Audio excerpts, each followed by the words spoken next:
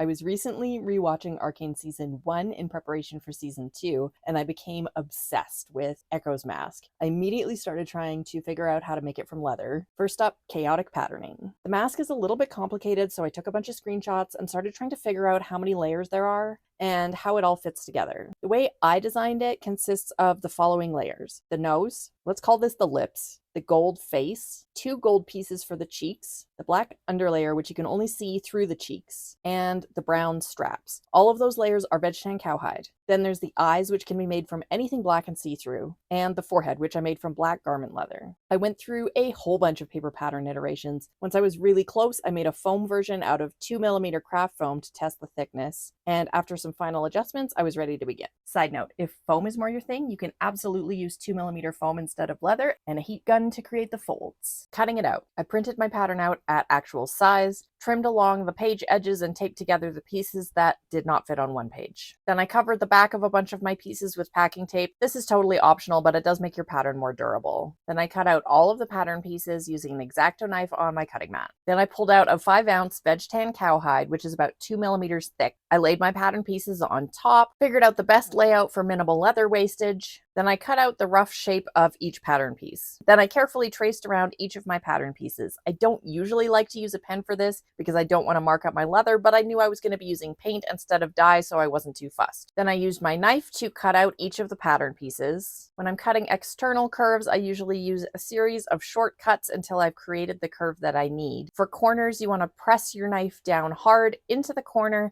and cut away from it. Always make sure that you're not tipping your blade from side to side, and the fewer cuts you make, the better. It's best to cut long straight lines in one long sweep of your knife. I cut the 1/2-inch wide straps using a strap cutter. You could also just use a metal ruler and a knife. Then I use my pattern to cut the strap pieces down to the proper lengths. I want to note that the strap pattern will be trimmed along the edges and taped together like this. I have left a few extra inches of length here, and I recommend that you do not trim your straps down until the very end. There are a lot of factors that affect fit, including the size of your head, your hair, and the way that you shape your mask. So wait until the end so you can test the length and make sure it works for you. I used a hole punch to punch out only the center holes, which would allow me to line everything up. I love using these paper fasteners, which you can get at the stationery store. They are great for lining up your rivet holes temporarily, and I highly recommend them for this project. Tooling and shaping. Next up, I needed to transfer the fold lines to the back of the pattern. I flipped my leather pieces over so the grain side was facing up, laid my pattern pieces on top, and then used an awl to poke along all of the fold lines. Don't poke too hard, just enough that your marks will be visible when you lift your pattern up. It was a little hard to see the markings unless I looked at them from a certain angle, so I went over them with pen to make them more visible. Now this was a little bit experimental, but I used a stitch groover to carve out those lines. I was thinking maybe it would make it easier to fold. I'm not sure that it actually made much difference. I'm sure you could skip this step. Before shaping, I also used my pattern and a pen on the back side to mark out all of the part placement locations on the face layer. I usually soak leather all the way through when I'm making masks, but since not all of the pieces require dramatic shaping, and I also wanted to use a swivel knife to add some textures, I went for a more varied approach. First, I used a sponge to dampen all of the pieces just enough for tooling. I laid my pattern on top of the damp leather and traced over all of the lines to transfer them. I did this with the cracks, the face layer, and around the eye holes as well. In the areas with fold lines, I used my sponge to wet the leather even more so it was wet all the way through. Then I used a swivel knife to carve out all of the cracks. I used a swivel knife and a bevel stamp at the very top of the face layer to create the forehead textures. Along the bottom, I just left the lines that were there from transferring the pattern. In the end, I think I would have been happier if I actually used a swivel knife on these lines, so you decide. Then I used my hands to fold the leather along all of the creases and mold the mask into its final shape. I also lined up the rivet holes with my paper fasteners again to make sure that all of the pieces were fitting together well. If you have a foam head, it can be useful for shaping, but I also used a roll of paper towel at times to support the mask while I worked. Once I was happy with the shape, I set the mask aside to dry entirely. I left it for a couple days. Once the leather was dry, I glued the cheeks into place on the back of the face layer. In my opinion, barge contact cement is the best glue for leather. I didn't happen to have any on hand, so I used Gorilla Glue for this and clamped it with some clips. Next up was the painting. Initially, I thought I would use my airbrush to apply the base coat, so I'd mixed my acrylic paint with airbrush flow improver, but that ended up being kind of a good thing because it helped minimize the brush strokes that are typically so obvious with acrylic paint. But then once I got to the shading layer, I realized that brush strokes were actually kind of part of the design, so it's not the end of the world if they show up. After applying a solid base coat to the entire front, edges, and the backs of the ears, I then started building up all of the shading. I mixed in a little bit of gray and tan in various shades and slowly built up all of the shading. This actually took me so much time as it's a little outside of my wheelhouse. It was really enjoyable though to slowly build up the shading and see the form take shape. It was super helpful to have a reference image in front of me so I could refer to the original for inspiration. The painting job was quite a struggle, but I was really happy with the white layer by the time I was done.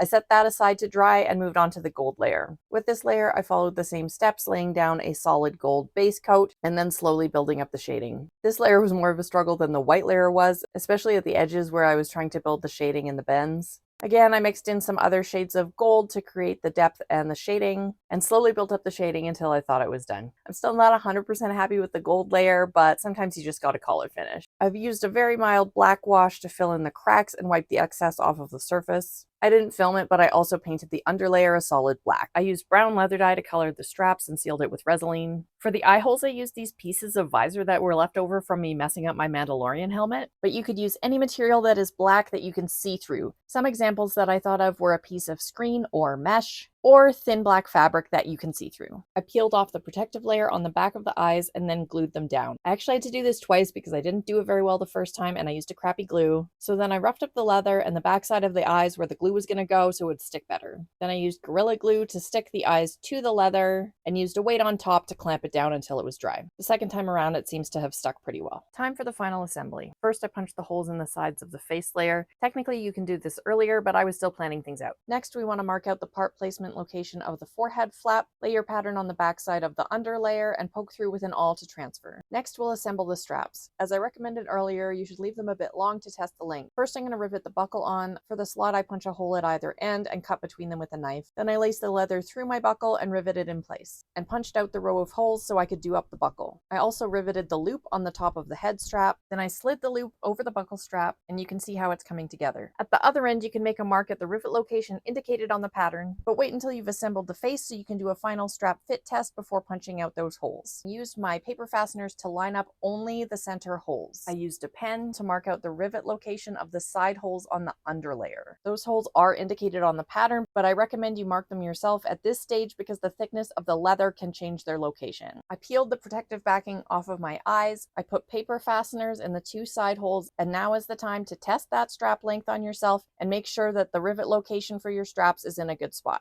Once you punch out the strap holes, it's time to start final assembly. This has to be done in a specific order, so follow along. We'll start with the center rivets. I added the bottom one first. It goes through 3 layers of leather, so make sure to select a rivet length that is appropriate for your leather thickness. Next, I added the top middle rivet. This goes through the gold face layer, the black underlayer, and your top of head strap, in that order. Next, we'll glue the nose layer in place. I decided a glue gun was going to be the least complicated way of doing this. You could also use barge cement or really any glue. I tucked the tabs into their slots and used a glue gun from the backside to secure them in place. I made sure to press it down hard and added a little clamp until the glue cooled. Then I did the same on the opposite side. Now you can add the 2 side rivets. Each side will go through the gold face layer, the black underlayer, and one of the straps. Make sure your straps are lying in the correct orientation and aren't twisted when you rivet them in place. Next is to glue the forehead flap in place on the inside of the mask. Since I already had it out, I opted to use a glue gun for this, but you could use whatever glue you want. I secured the flappy side pieces on the lip layer to hide those rivets. I used a glue gun for this as well. I put a dab of glue underneath, pressed it down, and held it in place until the glue cooled. I did this on both sides. And here's the finished mask. You'd be surprised what you can pull off when your life depends on it. I love it so much, I don't want to take it off. I make lots of nerdy things on my channel, so follow for more ideas.